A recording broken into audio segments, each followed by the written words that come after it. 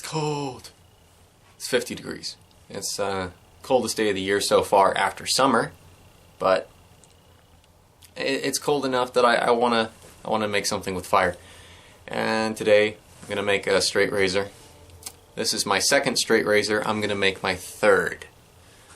My first one, I actually shaved with this one, but it has a good number of issues with it. That's why I made the second one, and today I'm gonna go back through the process similar to making this one to make a third and hopefully even better straight razor, and also to just give a little insight into some things I've learned about making a straight razor, not that I'm an expert in any way. So let's do it. Material I'm going to use is this bar of W1. This is about 1/2 inch. Right at 1/2 inch. And this, hello fly. And this is what I used for my last straight razor. It seemed to be enough for that, so I'm going to use it again today.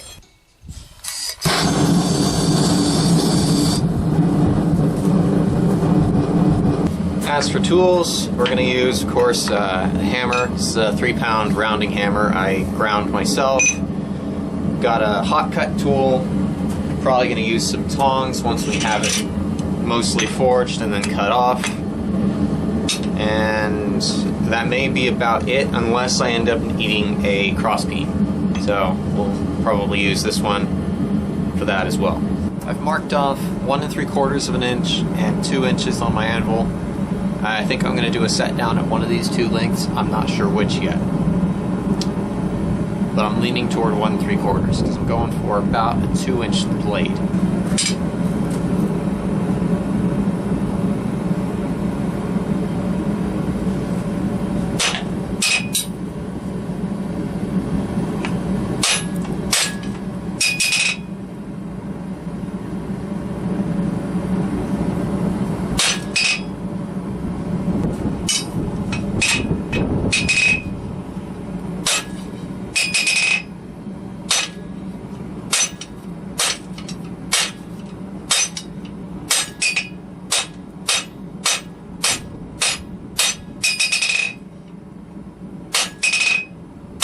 Now I'm going to start flattening down the blade.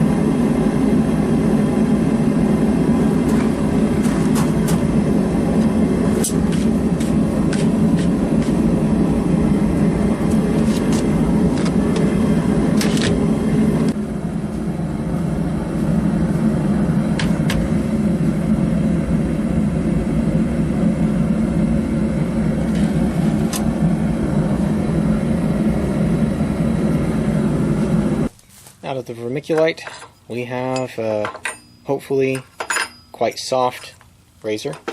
I also took the liberty of forging another one closer to the size of what I'm going for, and even one made out of a file.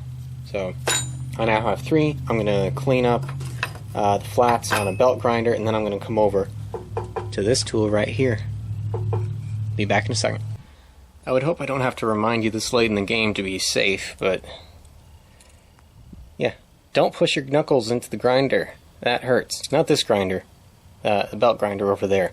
This one's bad too, but just, you'd think I would have learned this already, but yeah. Safety. And the first safety, the most important safety, is not the ones that's on your hands or around your face. It's the one that's between your ears. Okay? Between there. Right there.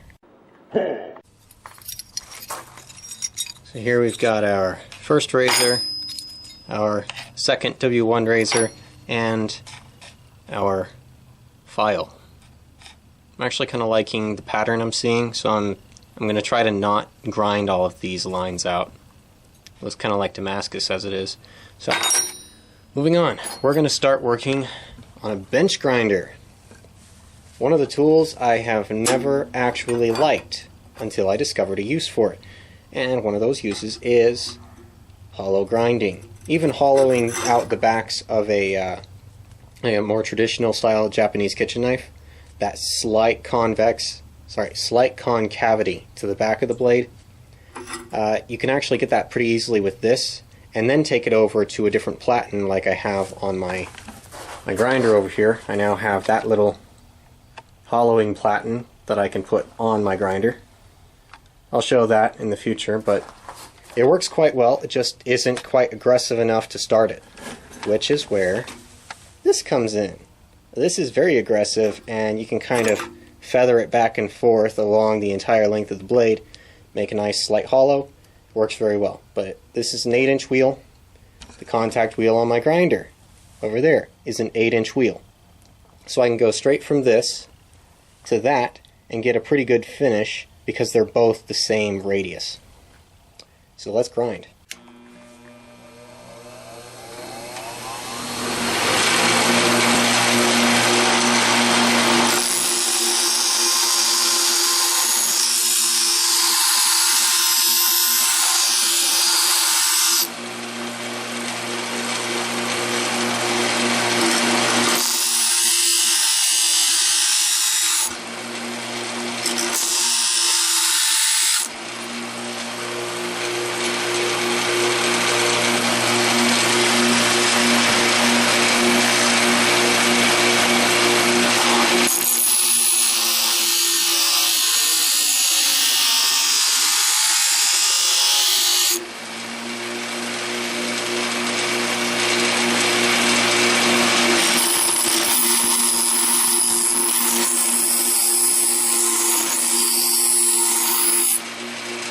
I think it's going to be important before we really start grinding these knives to consider the dimensions and start profiling them to fit. So all of these, they're actually pretty close in dimensions. The length of the tang here, where the pivot would be, they're actually all very, very similar. That's pretty good on my part. The blades are obviously slightly different lengths. And then we're also going to deal with the width. So I was going for about a 2-inch blade. This longest one here, it's about 2.5 inches long. Check that. We're actually approaching 2 3/4, but after I clean off the end, it's going to be about 2.5. The file, the edge is going to be about 2 1/4 to 2 3/8. And this little one is about 2 1/8 to 2 1/8. It's going to be 2 1/8. Now the width. You can make a razor just about as wide as you want. You can make a 1-inch wide razor. I'm going to stick with something below about 3/4 of an inch. The most common razors I've seen online have been, they measure in eighths. So 5/8 I think is the most common razor. Now don't quote me on that because I'm not a razor expert, but I believe 5/8 is the most common razor dimension. And that's dealing with the width. All of these are about 3/4 of an inch wide. Yeah, they're all 3/4. So we're going to profile them down probably to about 6/8 or even as little as 5/8. I'm not sure if I'm going to go all the way down to that, but 3/4 I think is still a little too wide for what I want to be doing.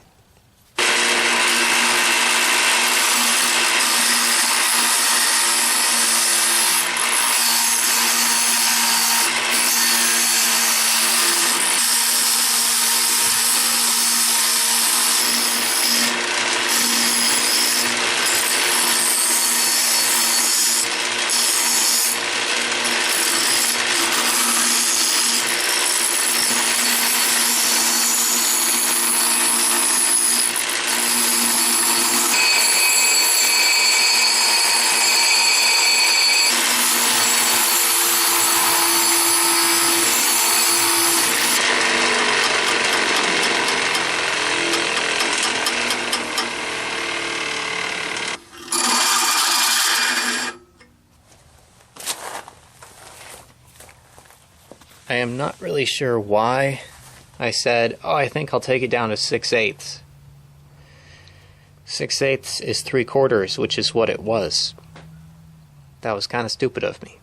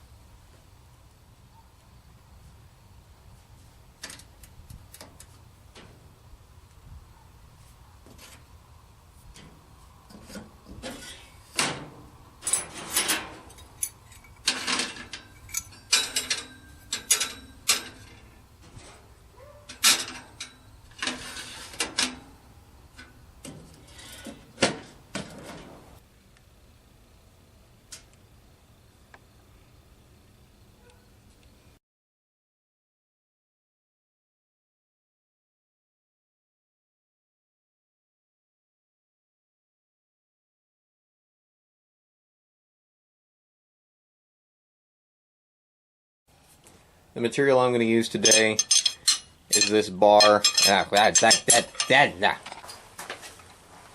I don't like that. I don't like it. Ah! Ah! Ah! Ah!